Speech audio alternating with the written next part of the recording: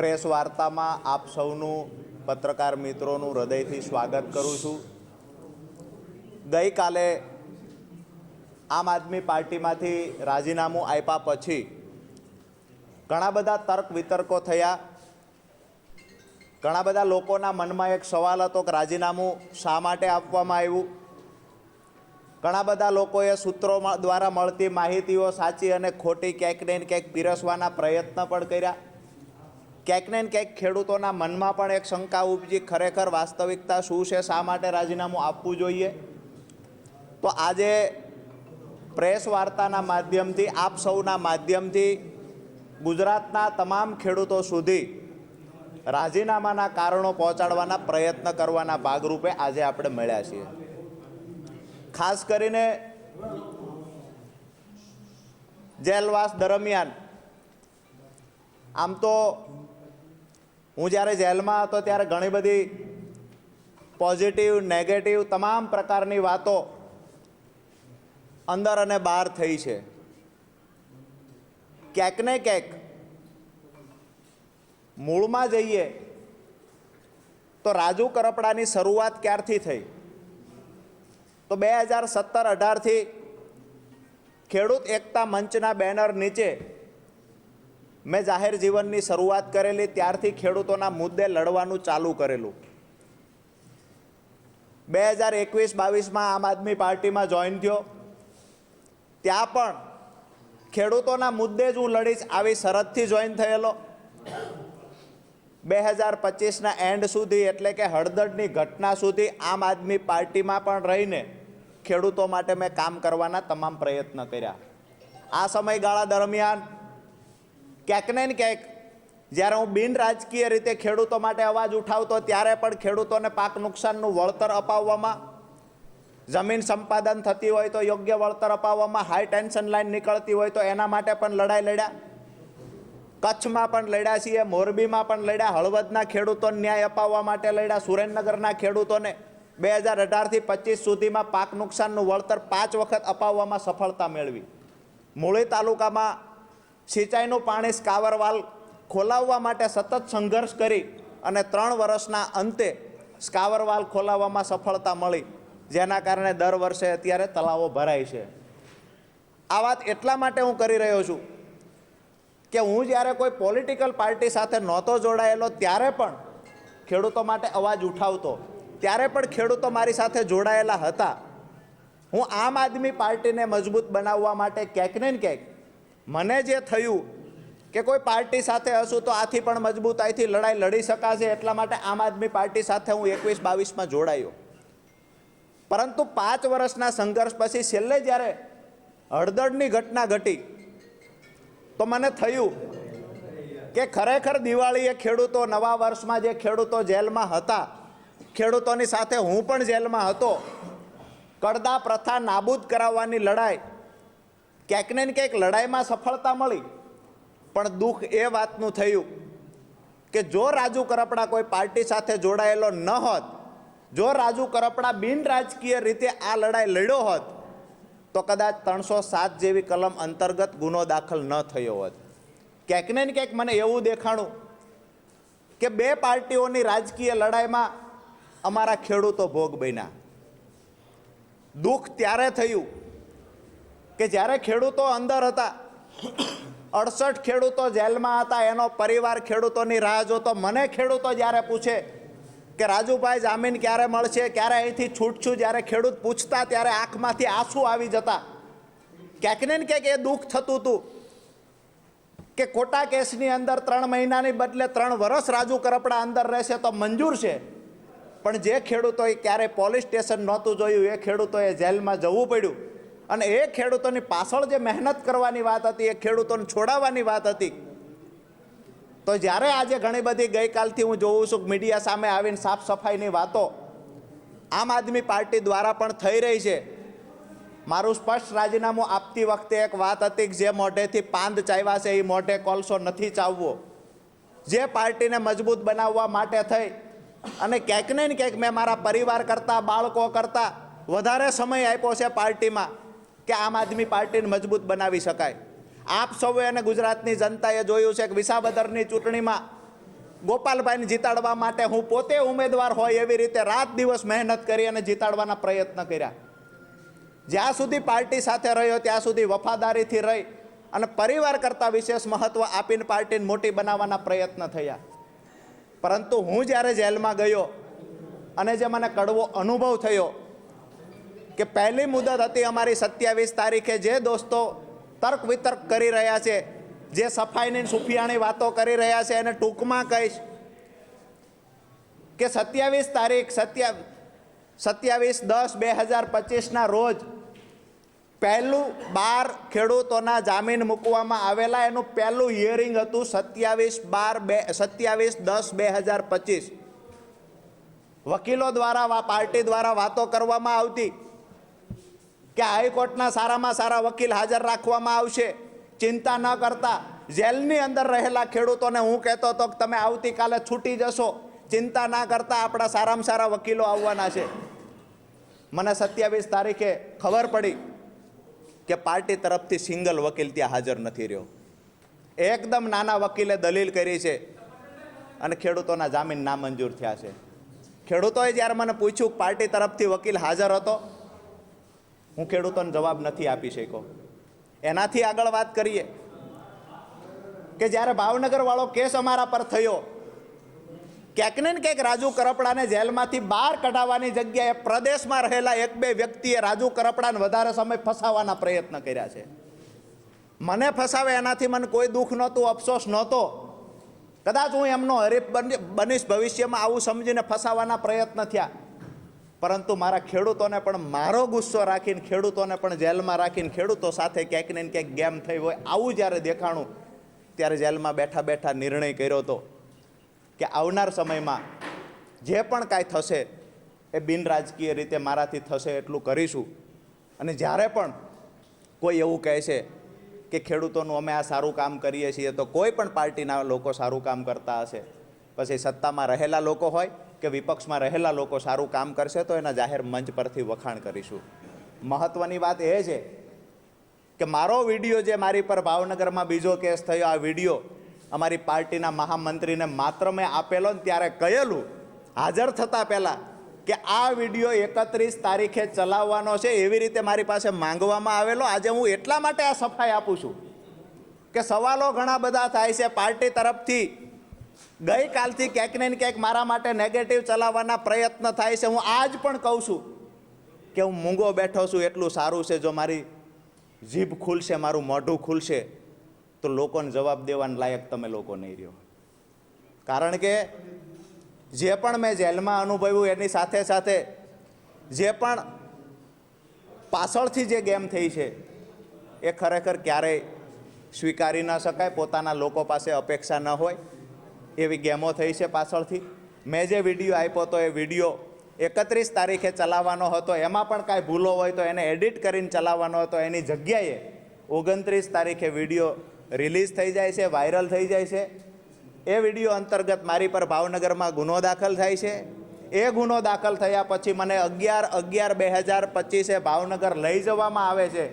ત્યાર પછી બીજા દિવસે મારા પરિવારને કહેવામાં આવે છે કે એ ગુનામાં જામીન મળી ગયા છે. હું સતત વારંવાર કહેતો રહું છું કે મને જામીન મળી ગયા હોય તો અહીંયા બીડો જમા કરાવો. મને 30/11 ખબર પડે છે કે એમાં જામીન નથી મળ્યા, પાર્ટી ખોટું બોલી રહી છે. મેં કહ્યું કે અમે ફરીવાર સેશનમાં જામીન મૂકો. સેશનમાં જામીન મૂક્યા. 4/12/2025 જામીન મૂક્યા. 4 મુદતો પડી 18 તારીખ સુધી, એટલા માટે કે અમારા તરફથી કોઈ વકીલ ત્યાં હાજર નહોતો. વિષય એ છે કે કાયદાની વાતો કરી, કાયદા કથાઓની વાતો કરી અને લોકોને સલાહ આપનાર વ્યક્તિ જ્યારે પાર્ટીના પોતાના પરિવારના લોકોને જ્યારે કાયદાકીય રીતે માહિતીની જરૂર હતી, કાયદાકીય સલાહની જરૂર હતી, ત્યારે મૌન થઈને બેઠા છે. ક્યાંક ને ક્યાંક વધારે સમય અંદર રહ્યા હોય તો મને એવું દેખાય છે કે પાર્ટીના અમુક પ્રદેશમાં રહેલા લોકોની નિષ્ક્રિયતાના કારણે અંદર વધારે સમય રહેવું પડ્યું છે. જે મદદ કરવાની હતી ત્યાં મદદ કરવાની જગ્યાએ ક્યાંક ને ક્યાંક નુકસાન કર્યું છે. એટલે મેં નક્કી કર્યું છે કે 2 રાજકીય પાર્ટીઓની લડાઈમાં ખેડૂતોના થતા કામ અટકી રહ્યા છે, તો બિન રાજકીય રીતે ખેડૂતોની સાથે રહીએ અને આવનાર સમયમાં ખેડૂતોના કામ કરીએ. વિષય એ છે કે કોઈ લોકો ગઈકાલથી એવું પણ ચલાવે છે કે રાજુ કરપડા ઉપર કોઈ એક કેસ છે, 2 કેસ છે, જેના કારણે રાજુ કરપડા ડરી ગયા. આ કેસ 10 વર્ષ જૂનો કેસ છે અને ત્યાર પછી હું જાહેર જીવનમાં આવ્યો ને ડંકાની ચોટ પર હળદરના કાર્યક્રમ સુધી હું લડ્યો છું. ક્યારેય મારા ચહેરા ઉપર કોઈ કેસનો ડર દેખાયો નથી અને જેલનો ડર નહોતો રાજુ કરપડાને પહેલાં કે નહોતો આવનાર સમયમાં. હું આજે પણ કહું છું કે જ્યારે ખેડૂતો પર અન્યાય થશે તો બિન રાજકીય રીતે આંદોલન રાજુ કરપડા કરશે.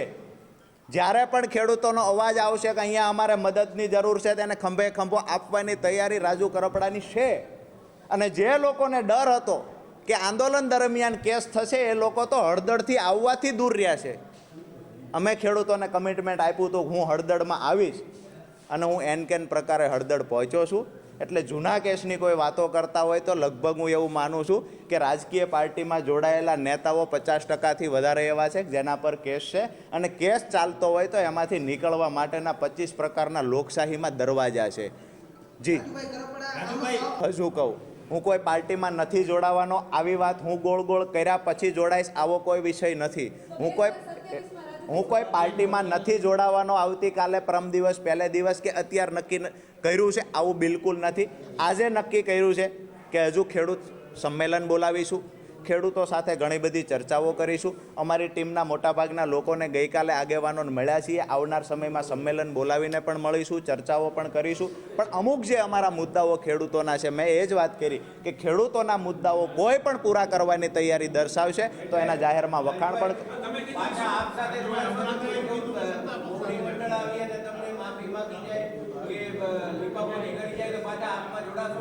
ગઈકાલે રાજીનામું આપ્યા પછી મને સિંગલ ફોન આવ્યો નથી એટલે એ કોઈ સવાલ ઊભો થતો નથી.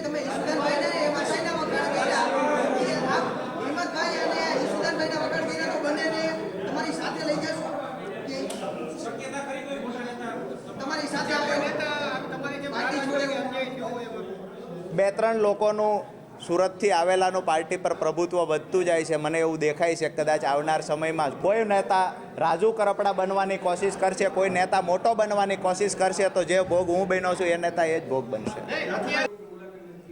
ગોપાલભાઈએ કોઈ કોન્ટેક્ટ ત્યાં તો નથી કર્યો પણ અમને વચ્ચે જાણવા મળ્યું હતું કે પ્રવીણભાઈની મુલાકાત કરવાની ટ્રાય કરીને મુલાકાત ન આપી. મુલાકાત ન આપી એ ખબરને એમને ટ્રાય કરીને એ પણ અમે જેલમાં ગયા પછી 2 મહિના પછીની ટ્રાય હતી. આ 2 મહિના સમયગાળા દરમિયાન ક્યાં હતા? બીજું કે એને નથી આવવા દીધા પરંતુ જે વકીલો પાર્ટી તરફથી છે કમસે કમ વકીલોને તો મોકલવા હતા. એનાથી આગળ વાત કરીએ અમારા કેસમાં શું ચાલી રહ્યું છે પરિવારને પૂછવાની ટ્રાય નથી થઈ. પરિવારે જ્યારે ફોન કર્યા છે તો એના માટે પણ જે વ્યવહાર ન કરી શકાય એવો બિહેવિયર થતા હોય છે.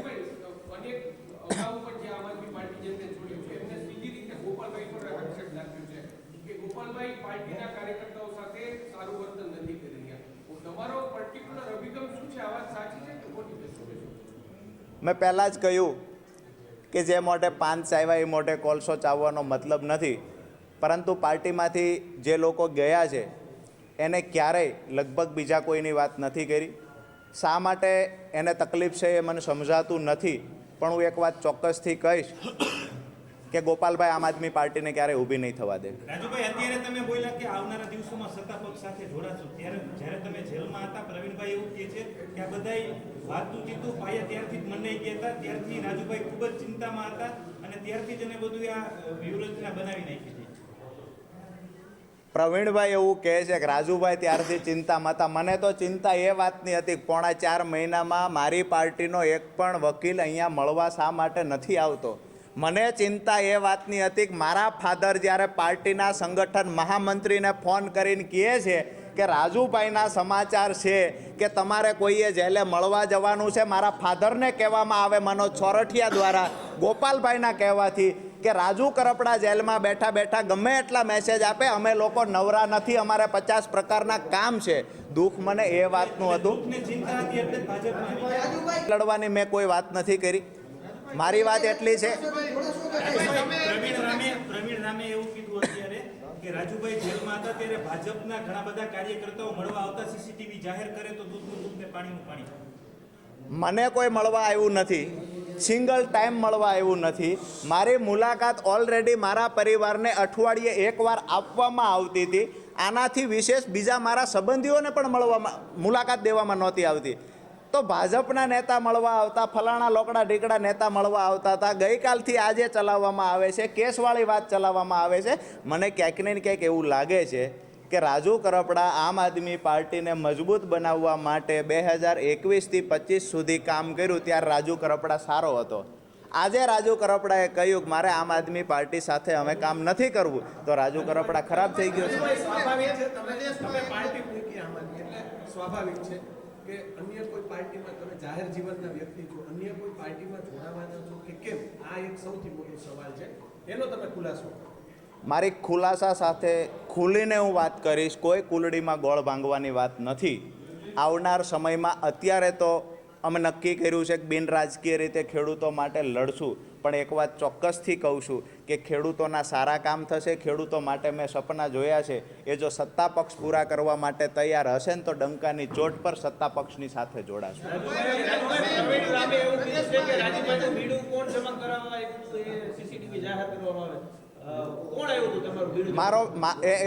મારું બીડું જમા કરાવવા મારા કાકા આવ્યા હતા, અને મારા કાકા બીડું જમા કરાવવા આવે એનાથી જો કોઈને વાંધો હોય તો સ્વાભાવિક છે સીસીટીવી જાહેર કરીને ચેક કરી લેવું જોઈએ. બીડો જમા કોણ કરાવવા આવ્યા છે એની સિગ્નેચર પણ ત્યાં થતી હોય છે. મારો બીડો જમા કરાવવા રામકુભાઈ કાથડભાઈ કરપડા આવ્યા હતા, જે મારા કાકા છે.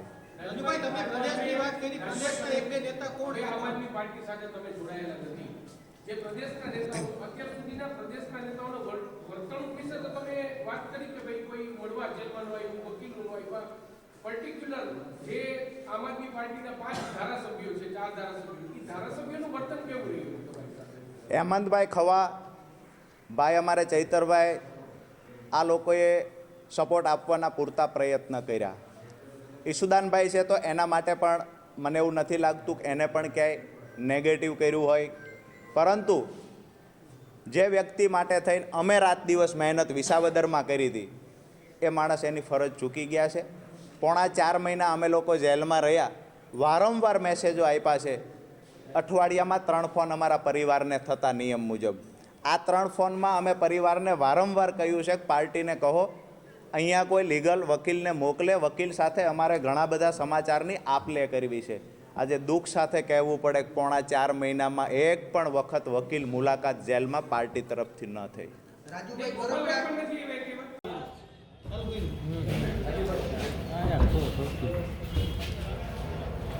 વાંધો નહીં.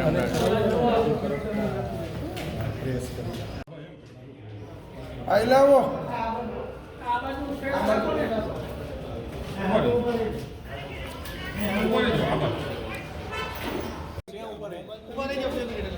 શુક્લા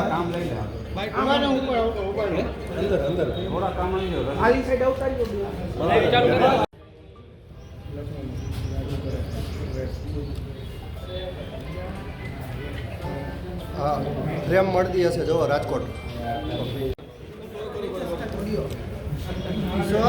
હા ચાલુ લાઈવ કનેક્ટ કરાવી દીધું. કનેક્ટ છે.